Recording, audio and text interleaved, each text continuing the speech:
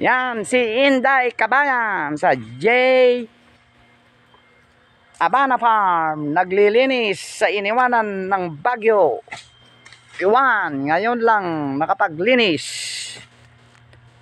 Si Inday Kabayan, mga kaibigan, mga ka-farmers. Sexy yung kwan ko, farmer ko, ka-farmers, oh. Aking asaa, oh, mabigat yan, ha. See? See? Bubunutin nyo. Ang dami natumba talaga na iniwanan ng kwan, oh. Di bagyong uwan mo dito sa Cagayan, no? Kaling misis ko, oh. Super power siya, naglilinis sila sa kwan. Sinira ng bagyo uwan yung mga ano niya, saging niya, mga saba na saging niya, oh. Sira-sira, maglinis, oh. Binagyo. Mabigat yan. Ito mahal, oh.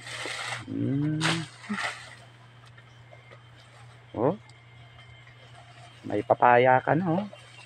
Ganun na, dami na. Nagsilabasan na yung alaga mong pato, oh. Mga alaga mong pato doon.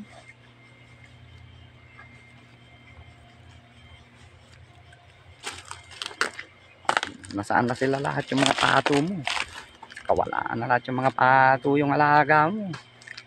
Sana yung mga iba mong alaga, oh. Magsidatingan na yung mga alaga mong pato, oh.